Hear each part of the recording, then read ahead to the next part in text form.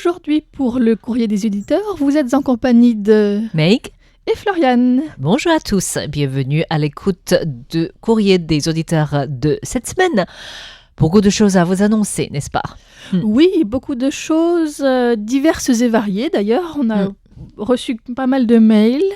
On a des concours, on a des questions. Oui, et aussi des tirages au sort que nous essayons de nous rattraper depuis quelques semaines, vous le savez déjà.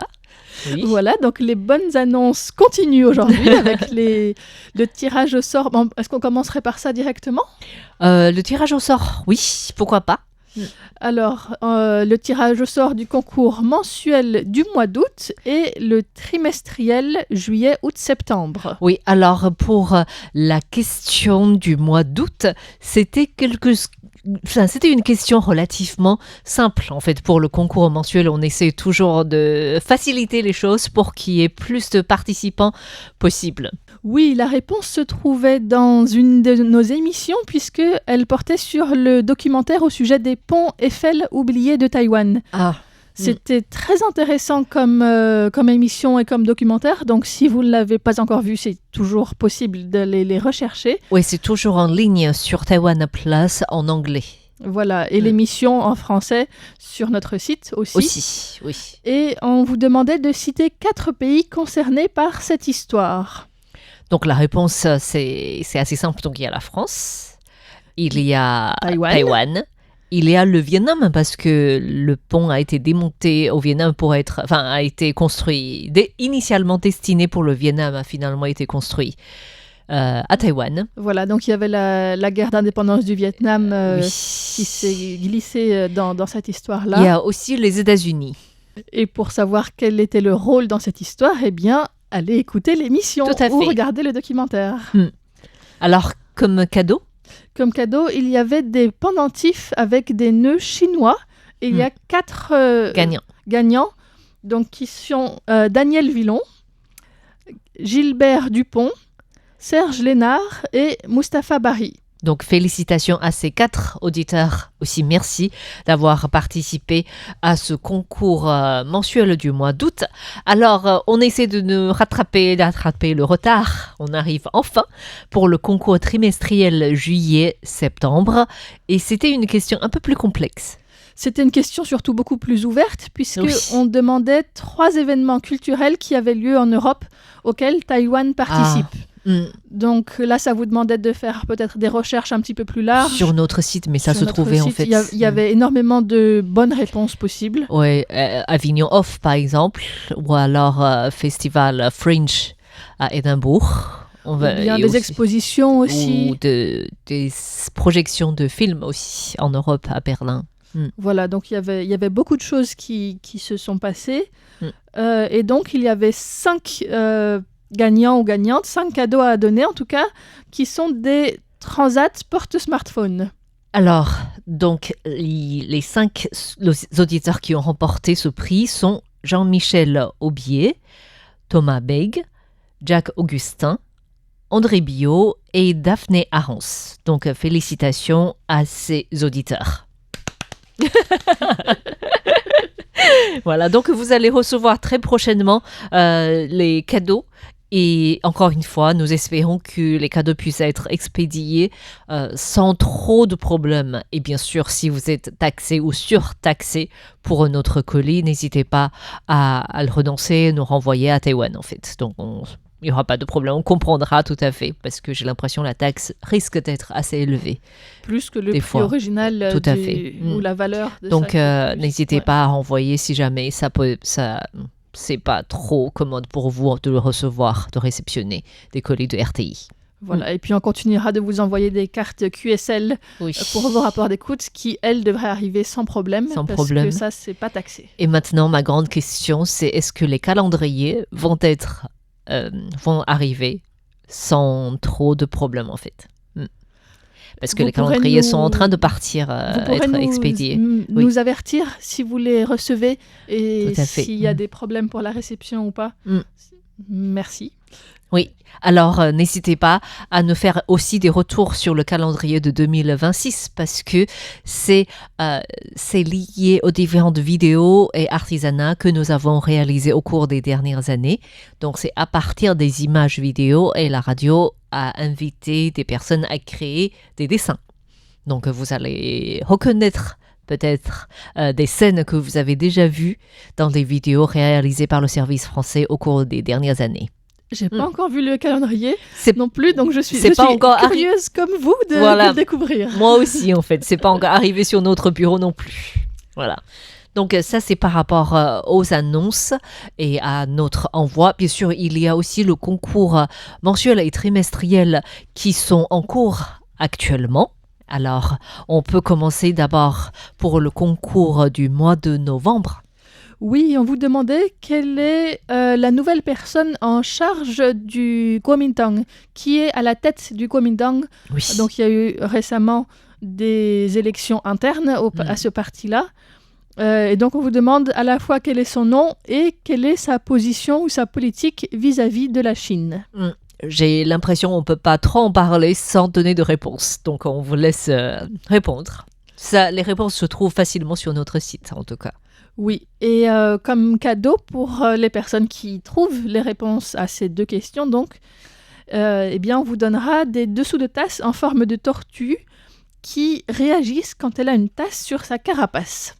Oui, alors c'est une sorte de jouet un peu mécanique en fait. Donc, dès qu'il y a quelque chose de lourd posé sur la carapace, la tortue lève tous ses pattes. Et c'est aussi un petit peu le même petit jeu gadget ou le même type de mécanisme pour le cadeau aussi du concours trimestriel, puisque c'est une paire de tongs qui marche toute seule et que vous pouvez gagner si vous nous dites le nom d'au moins 2 pièces qui sont exposées en République tchèque dans cette exposition en lien avec le Musée national du Palais. Voilà, et n'hésitez pas à aller à cette exposition assez exceptionnelle parce qu'il y a des trésors qui quittent rarement les murs du musée qui sont actuellement exposés. Et sinon, toujours à propos du Musée national du Palais, il y a également actuellement une exposition sur les dragons.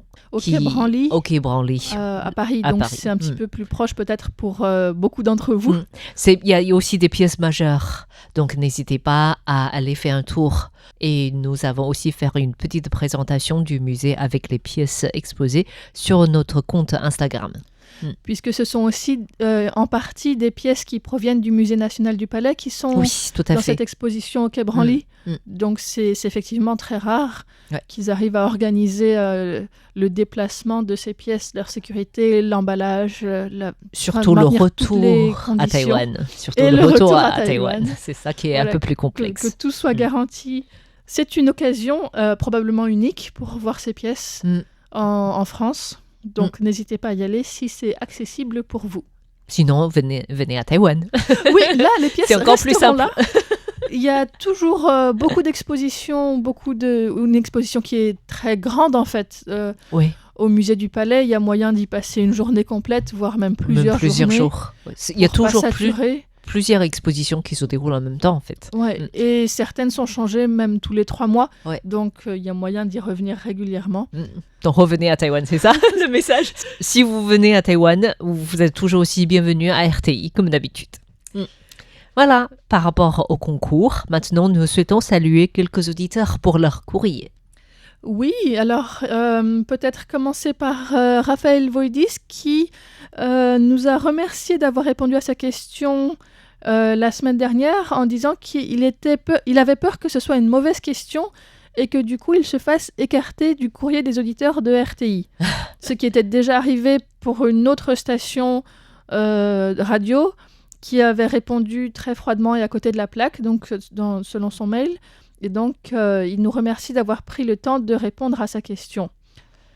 Alors, je voulais peut-être revenir là-dessus, surtout pour expliquer comment fonctionne le courrier des auditeurs et qu'est-ce qui se passe si on ne répond pas à votre question dans la semaine, en fait.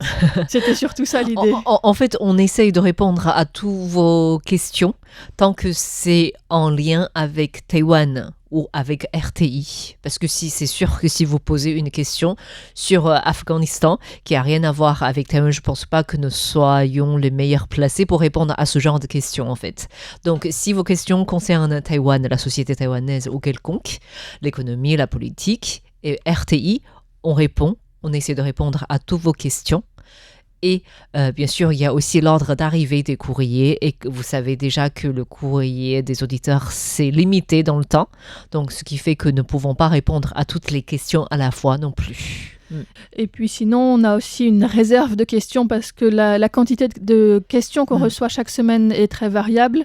Donc on en a certaines en stock, parfois depuis un petit peu longtemps, désolé pour ça. On essaye en plus de varier les auditeurs, en fait, dans les non-cités, dans l'émission aussi. Voilà, donc si c'est quelqu'un qui nous a écrit rarement, eh ben on va peut-être faire passer la question en priorité. Et si c'est quelqu'un qui nous a envoyé beaucoup de questions, ben on va peut-être en sélectionner une cette semaine, et puis les autres attendront une autre semaine pour être répondues. C'est donc, il n'y a pas de mauvaises questions. On essaie de répondre à tout. Et sinon, Raphaël Voidis nous a aussi envoyé des mails pour signaler les conditions d'écoute avec un brouillage éventuel de nos émissions sur la fréquence 6005 kHz.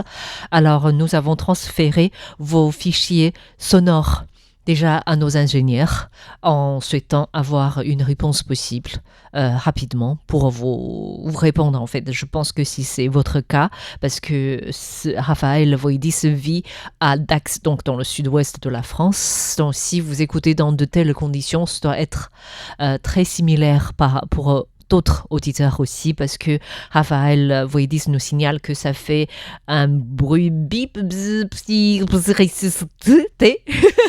avec beaucoup de lettres différentes qui se répètent et qui avec des intervalles très réguliers.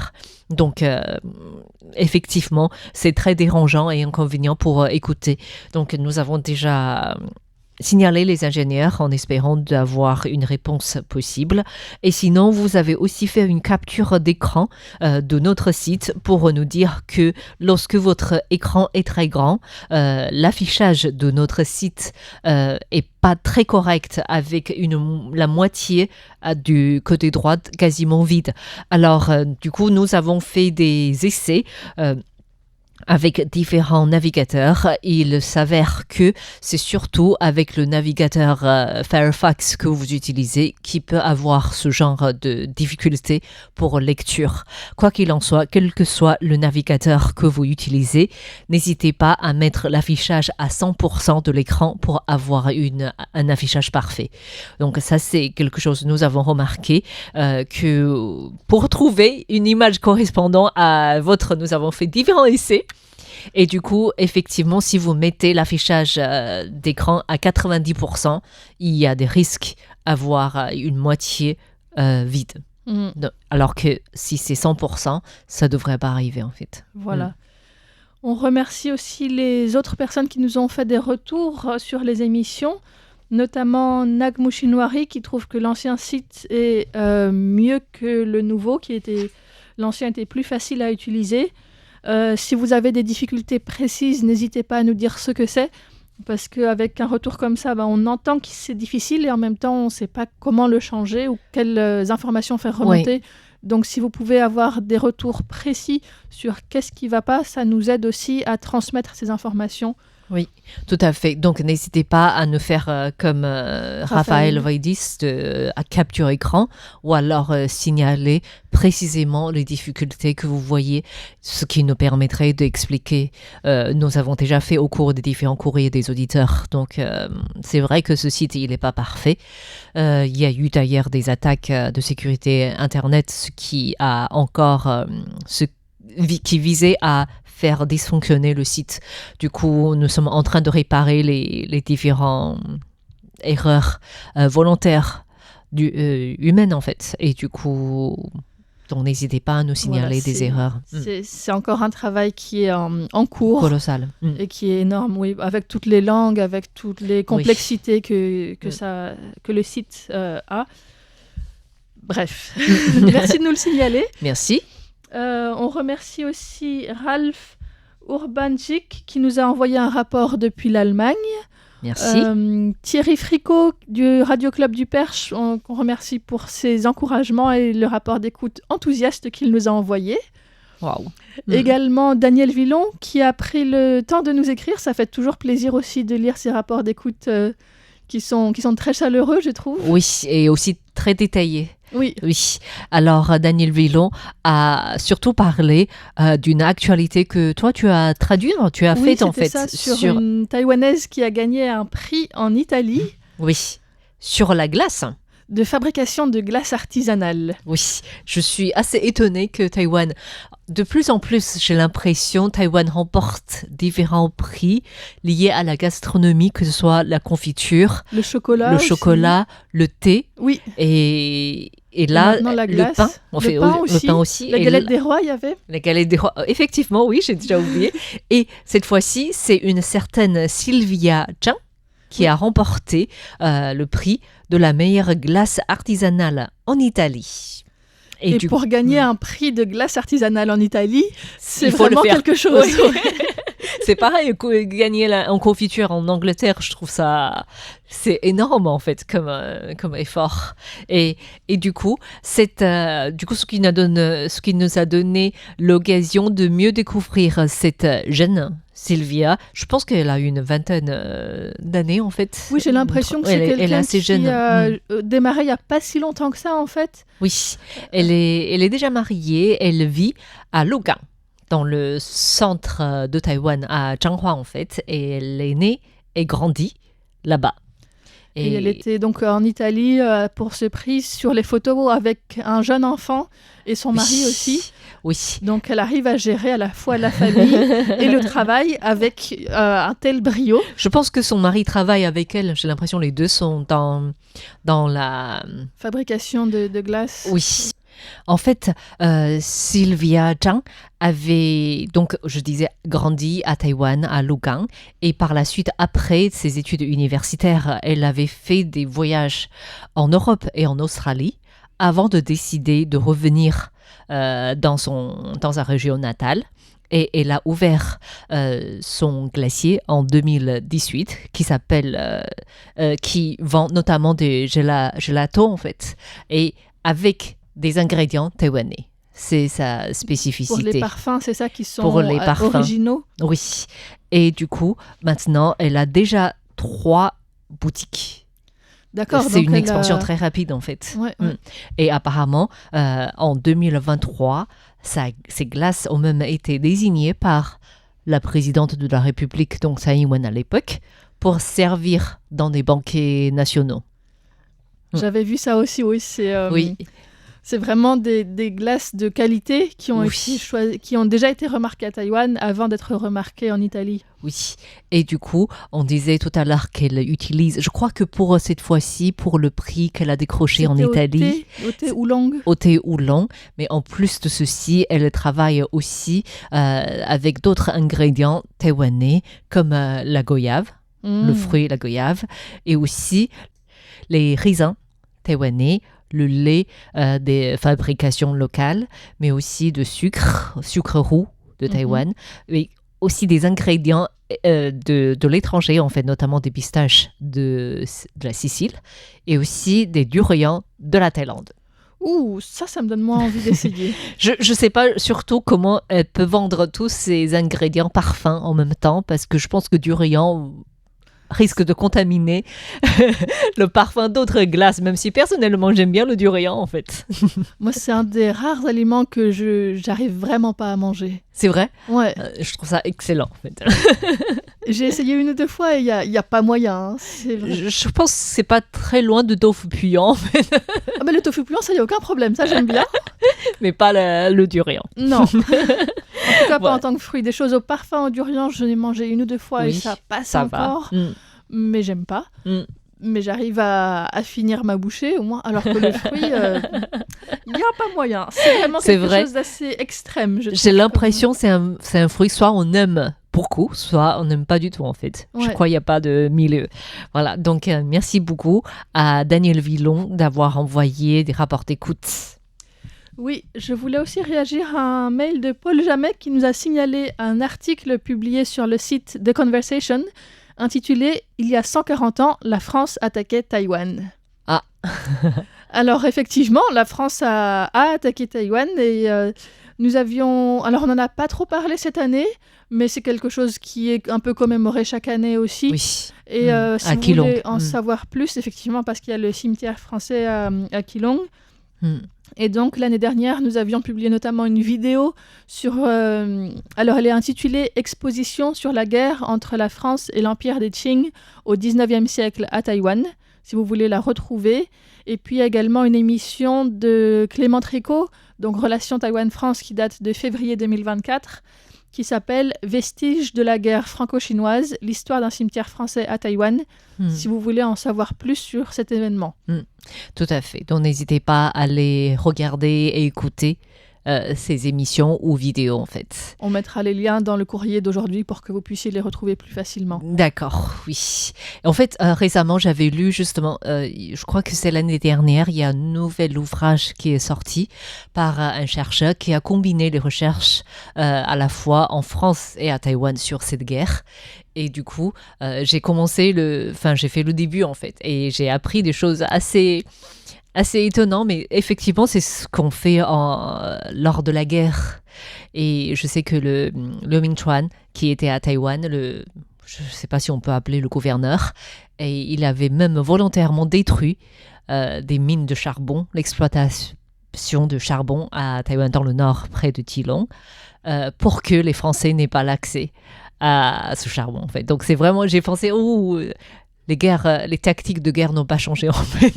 Je pense qu'il y a des choses qui se reproduisent et c'est effectivement des choses qu'on utilisait déjà comme un moyen en fait. Et donc n'hésitez pas à aller revisiter toutes ces émissions et vidéos intéressantes sur cette partie d'histoire en fait.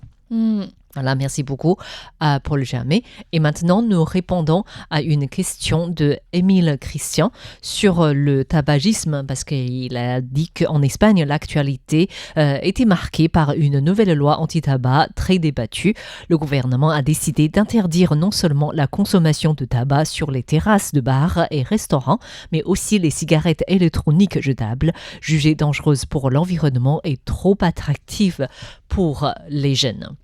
Et la loi va encore plus loin. Selon Émile Christian, la loi en Espagne prévoit que les espaces sans fumée, ça comprend donc les écoles, universités, hôpitaux, parcs, stades, concerts, moyens de transport, est interdit aux mineurs de fumer ou de vapoter et leurs parents pouvant être sanctionnés si la police les surprend, et renforce les restrictions publicitaires. Elle prévoit même la création d'un observatoire pour la prévention du tabagisme chargé de suivre ces politiques publiques. Et du coup, elle voudrait savoir quelles sont les politiques de santé publique mises en place à Taïwan pour limiter le tabagisme, et notamment chez les jeunes. J'ai l'impression que la difficulté, c'est pareil dans tous les pays, le tabagisme chez les jeunes. Et chez les jeunes, c'est notamment les cigarettes électroniques. Oui, alors à Taïwan, c'est aussi quelque chose qui est relativement récent. L'entrée des cigarettes électroniques, puisqu'elles étaient interdites jusqu'à il y a peu. C'est vraiment un grand sujet à Taïwan parce que, selon les données du ministère de la Santé, chaque année, environ 25 000 personnes meurent directement en raison de tabac. 3 000 meurent pour raison de tabac passif. Cela signifie que chaque jour, tous les 20 minutes, une personne meurt en raison du tabac en fait. Alors, on peut préciser que Taïwan a commencé à appliquer la loi anti-tabac en 1997. Dans ce cadre, il est prévu certains lieux sont interdits de fumer, en fait. Il y a aussi une gestion de tabac et aussi sur l'éducation, la publicité. Il y a tout cela, ça a été mis en place. Et en 2002, c'est devenu plus intéressant dans le sens où il y a une taxe tabac qui est directement utilisée pour le travail de prévention contre le tabagisme. Alors, à Taïwan, l'un des problèmes, personnellement, j'estime, c'est le prix de tabac qui est vraiment très bon marché en fait. Ça coûte combien? J'ai aucune idée en fait. Je me suis jamais posé la question de combien ça coûte ici. Environ $110 taïwanais par paquet. Donc, c'est rien du tout. C'est à peine 3 € le paquet. Et sur ce $110 taïwanais, environ 1/5 sont considérés comme une taxe à redistribuer pour la santé, en fait, contre le tabagisme. Alors qu'un paquet en France, il me semble que c'est plus que 10 €. Donc c'est 3 fois plus important, en fait. Et c'est pour ça que certains chercheurs parlent de doubler, voire tripler le prix de tabac à Taïwan pour réduire le taux de personnes qui consomment du tabac. Mais il est vrai qu'on sait que les groupes de tabac sont très forts dans le lobbying, en fait, auprès du gouvernement, quel que soit le pays. En fait, toujours d'après les chiffres du ministère de la Santé, avec la mise en place progressive des différentes mesures pour lutter contre le tabac, le taux de fumeurs adultes est réduit à partir de 21,9% en 2008 à 12% en 2024. C'est vrai qu'il y a beaucoup moins de fumeurs en général à Taïwan qu'en France. De manière générale, oui. Mais chez les jeunes, c'est sûr, c'est aussi, d'après les chiffres officiels, c'est aussi en baisse, mais c'est à peu près 2% de fumeurs chez les collégiens, donc jusqu'à 15 ans, entre 12, 13 et 15. Et donc, il y a apparemment une diminution de 70% entre 2008 et 2024. Et au niveau de lycée, le taux de fumeurs, c'est à peu près 6,5%. Mais ce qui est de plus en plus inquiétant, c'est que Taïwan, c'est sûr qu'on a interdit il n'y a pas très longtemps les cigarettes électroniques, mais les cigarettes chauffées, c'est toujours légal. Et d'après une étude réalisée par le ministère en 2023, il y a environ 54 000 jeunes utilisaient des cigarettes électroniques et aussi des cigarettes chauffées.